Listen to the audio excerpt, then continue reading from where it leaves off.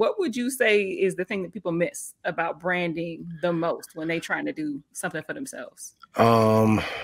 Usually too humble or too big an ego. They're too humble, like, man, why would anybody check me out? Why would anybody vibe with me like this? Da da da da da. I'm just an artist. Well, you better sell yourself. Sell, like, anybody can spit. Anybody can spit. Like, so what separates you from the other spitters? And then the ego, man, I don't have to do that. I don't have, like, and then that's still the same problem with learning it. It's like, that is a whole different art form. And so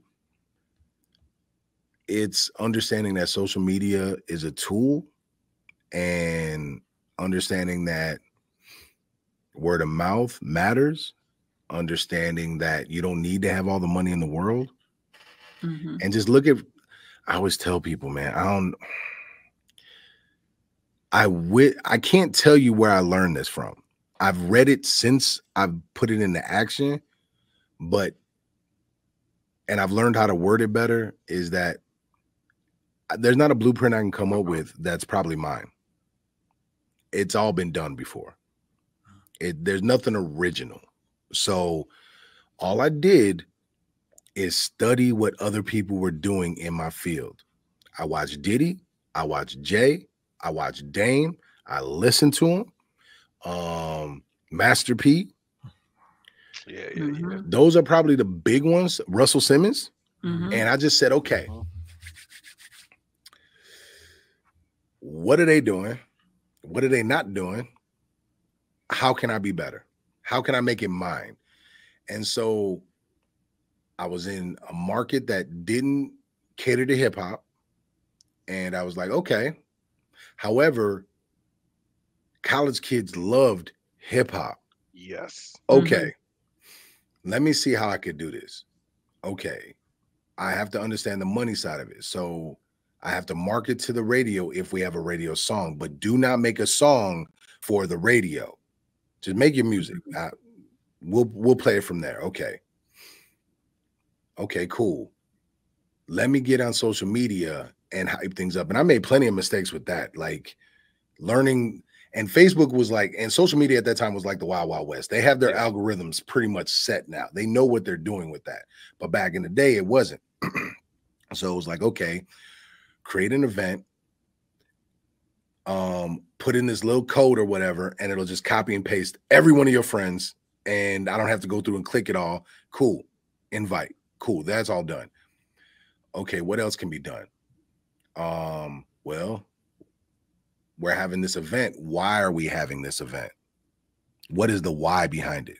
Because let's just not do a show just to do a show. Why would people come out? Well, you can't get me out the door. So there's plenty of people like me. Why? What is the why? It has to be more than just drinking and having fun. What is the why? And then networking with different artists. Maybe put a show with 10 different artists on it that have 10 different demographics. You're guaranteed you're not going to have a problem because there's too many different folks in there. Or a release party or something. So there's always a reason why. And then just hit them with singles or hit them with certain pictures. And then once I got a better understanding of social media, okay, I could super like something. That's a cheat code that Facebook doesn't allow anymore. So I ran so many different pages. I still run like 30 some pages. I still admin to like 30 some pages.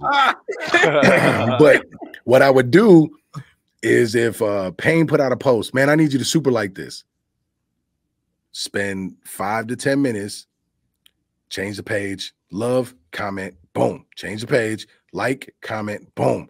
And all of a sudden, within the first 5 or 10 minutes, you're going to have somewhere between 20 and 40 likes. Facebook reads that as it's starting to do numbers. It pushes it to the front.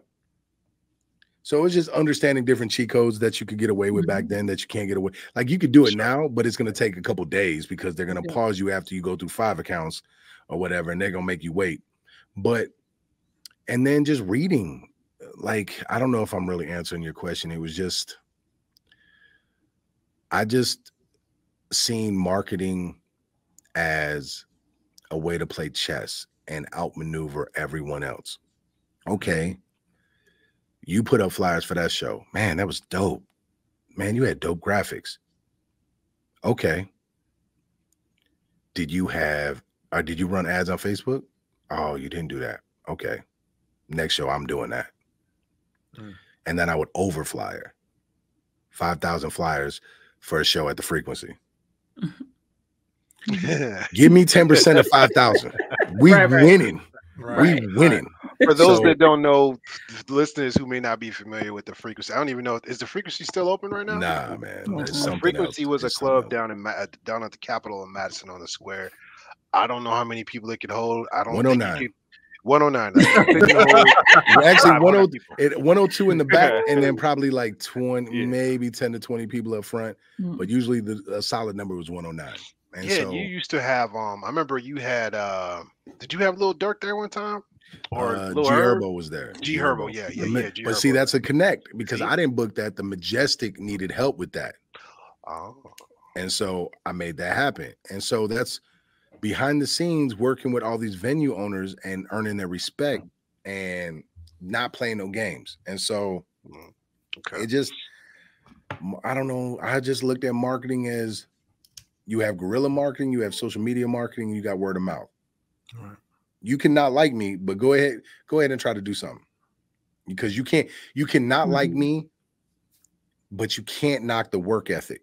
And even the artists that didn't like me had to come see me, and not in a bad way. Like, they had to come see me if they wanted a show, and people didn't like that aspect, but it was like, no one's stopping. I'm not stopping you from hitting them up. Well, when I hit them up, they tell me to hit you up. I don't know what to tell you. That's me doing good business. I'm not telling them to have that. Trust me, if I had something exclusive, I make more money off that. But there was nothing exclusive. It's just I'm doing good business. And so trial and error with marketing. Some shows would work, some shows wouldn't. Some things worked, some things didn't. Learn how to fine tune the money in the different things. And then I was honest with my demographic. I knew what my demo was for hip hop.